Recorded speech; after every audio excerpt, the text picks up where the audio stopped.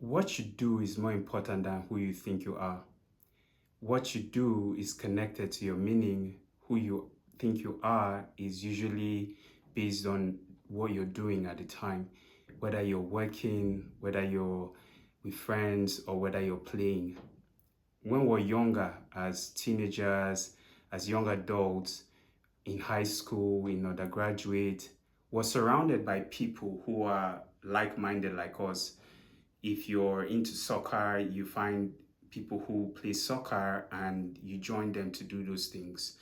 If you're into basketball, it's easier to find people who also are interested in basketball and you guys bond over those activities. But as you mature and you go into the workplace, as you move environments, as you play differently, it becomes different. You have to forge your own pathway. So it's important to focus more on what you do than what anyone else thinks or what anyone else prescribes for you to do. And the way to keep this connection is to have a mindful attitude with life, to go through life knowing that life stages will change, satisfaction will change, but the one thing that's true is what you want to do. So today, my message to you is to be like water. The way to be like water is to relax. There's a quote by C.S. Lewis that says, relying on God has to begin all over again every day as if nothing had yet to be done.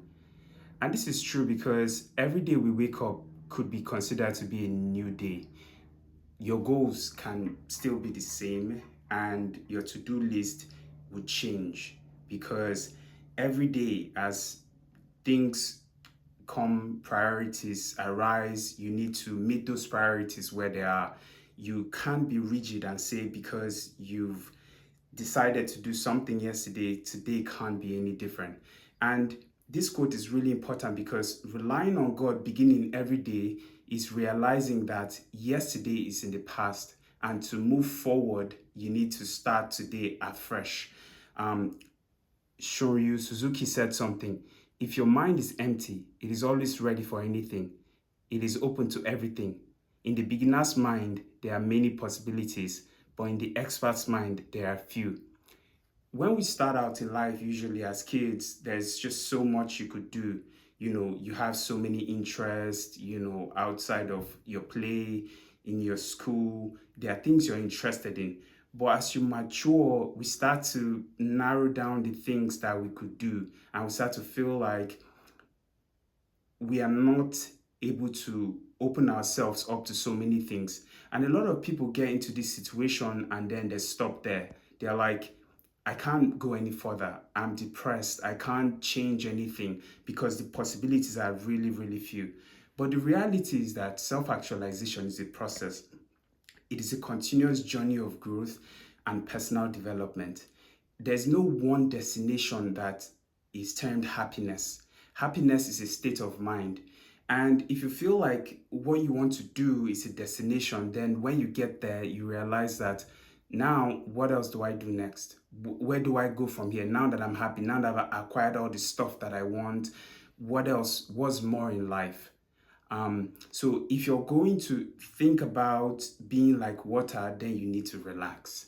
You need to relax and realize that everything flows. Everything goes from one state to the other. And so what are the benefits of being like water? What are the benefits of relaxing? There are three ways that relaxing and being like water comes really, really handy. One is in work, in your lifestyle, and in play, in how you play, in how you express yourself. When you're relaxed at work, the people around you get the same energy. They feel like I can go to this person and they would help me because they are in a very relaxed attitude and we will be able to make progress with whatever the goal is. But if somebody is always, in a bad mood, or they're like always head down, they have their headphones on, they are not paying attention to what's happening around them. If you're a co-worker, you'll be hesitant to approach that person because you kind of feel like they don't have the time and they wouldn't be of much help. So when you relax, the people at work get the same energy, they feel the same energy, and they feel like I can be relaxed about this person and will be able to resolve whatever situations has arise, whatever challenge, whatever task is in front of us, we'll be able to go through that and come out at the other end. Even if not necessarily with the solution at the first try, we can keep working on it until we get to a place of resolution. So, relaxing at work makes you approachable. It's an attitude that says, hey, I'm here, I'm willing to help. And in being able to serve others, other people can also serve you. In being able to serve others, it comes back to you. Where if you were able to help one person, the next time that person will be more willing to help you, and it kind of has a snowballing effect where you start to enjoy work more.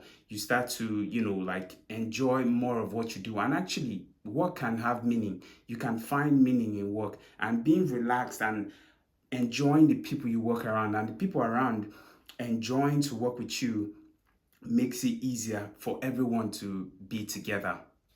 Also, when we're relaxed in our lifestyle, we make more friends and we keep them for longer. You know, when people know that it's a fun time around you, when people know that when they're around you, it would be fun. We'll play, and then we would come out. If we went into that situation with stress, we'll come out feeling a bit more lighter. We'll feel like a load has been taken off of us because we're able to have good conversations. We're able to open up. We're able to share the things that we have on our mind and not necessarily hold back. Think about it this way. If you're going to invite people to a picnic, if you have two people you want to invite to a picnic, one person has a relaxed attitude. You know that, when they're around, it's going to be a fun time. And the other person, when they're around, they're going to have their headphones on and they won't be listening to anything happening around. You'd be hesitant to like bring that person in. You'd be hesitant to send an invite to the person who would have their headphones on. Another aspect of being relaxed in lifestyle that is really important is that you can you can move forward in a real sense. So myself and my wife, we had to make a conscious decision that we would open our home up to our friends. I was very uptight about the fact that the house is usually messy sometimes, and there's this stuff that I would like to be here, there's this stuff I would like to be here, and we don't have that yet. So when we do have those, we can invite friends over. But what that did was it stopped us from inviting people over. Not until, we made a conscious decision that it's not about what it looks like, but it's about the relationships, the people we have around us.